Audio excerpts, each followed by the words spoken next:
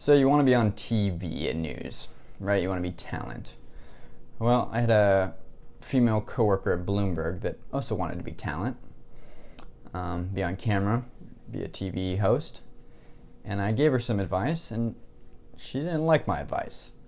But let's talk about what that advice was. So if you want to be old school TV news host, like you want to be on TV, like Sean Hannity, Rachel Maddow, Tucker Carlson, Brian Williams.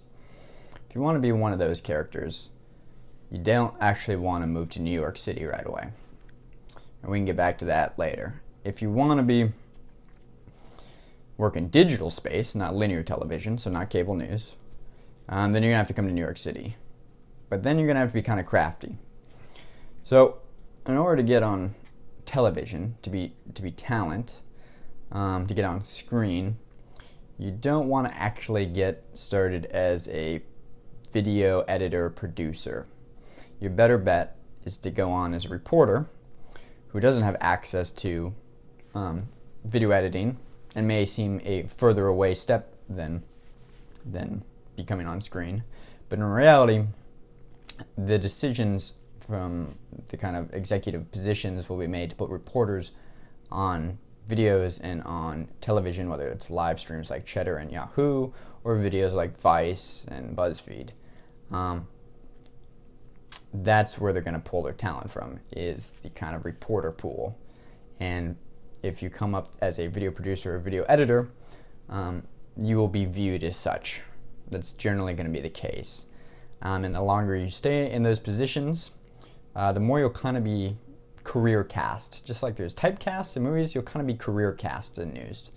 And if you come up as a video producer or working in video, that's how you'll be viewed.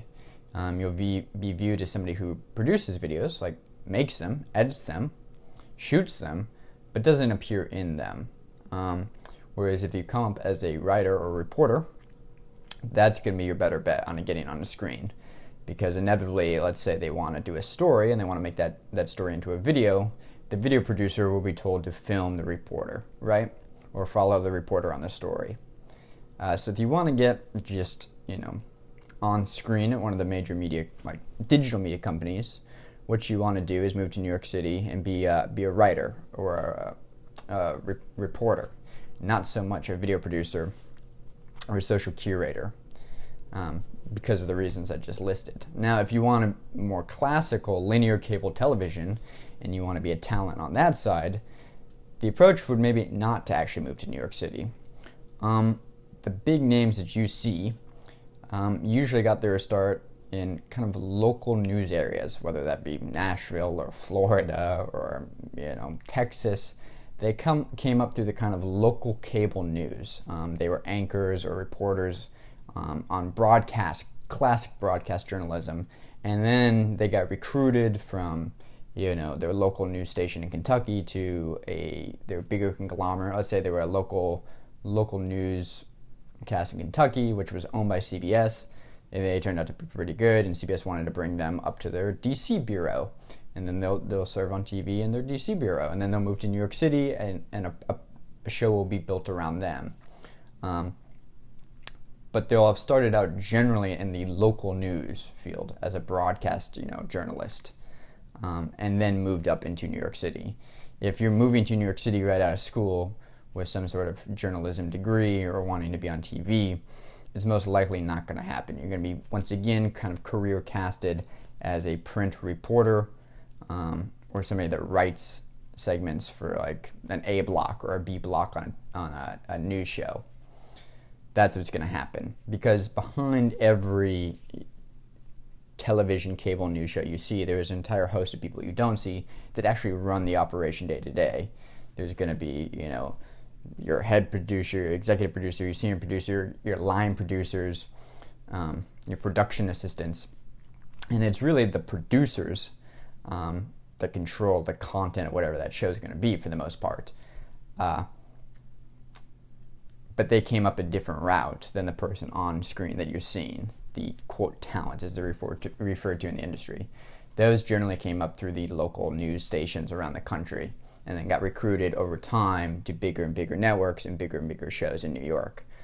So if you're working like my colleague was at Bloomberg as a producer behind the scenes, very good reporter, but they were a producer on a Bloomberg show, a linear cable Bloomberg show, and they really wanted to be on talent. They wanted to be an on-talent screen.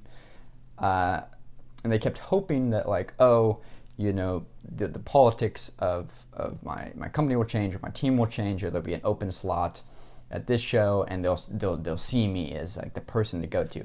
And it's just not going to be the way it works. They're gonna be looking at like, oh, the person, Kentucky, or our syndicated person, let's bring them up onto the show, because they've already seen that person on camera, and the heads of whatever department are just going to automatically, hire them on to be on the camera.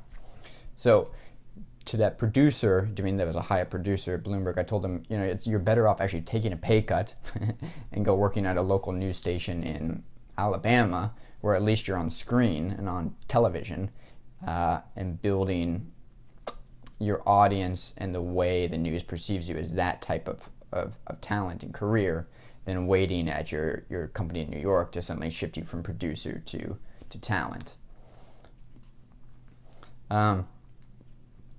So that's kind of the best way if you want to be talent, if you want to be on screen on television. Those are the two ways to go about it. If you want to be on linear cable, like classic NBC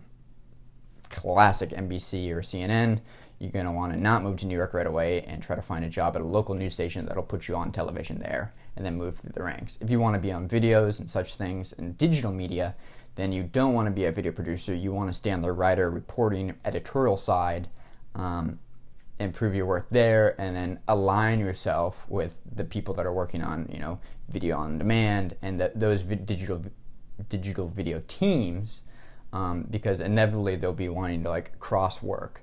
That the teams that have been hired to make digital video for social platforms like Facebook and YouTube and Twitter, while they can do quick turns and pull assets from Reuters or Getty or whatever and type up some quick text on screen, the pressure and the politics will be such that, like, oh, well, you should use our in-house reporters and put them on the camera. So that's going to be your best bet if you want to be on camera on digital media, is move to New York, but don't become a video producer or a social curator or anything of that sort. Be a writer. I know it seems counterintuitive, but that's how it's going to work from the inside the company's politics. And the longer you stay in one role, the harder it's going to be to shift, because some high quality producers, you start to make a lot of money. It can be very hard to go back and be like, wow, I was working at NBC or I was working at Bloomberg or CNN as a senior producer. I don't want to go be some local reporter in Nashville and take a massive pay cut. But those are the kinds of things you're going to have to do if you want to then come back up the route to be on television. Now, there is a third element to this, which is something called a paid contributor, which are the kind of talking heads you see on CNN or NBC or Fox News, for instance, cable news, which are people that they bring on for a certain segment, an A segment, a B segment, to talk about something.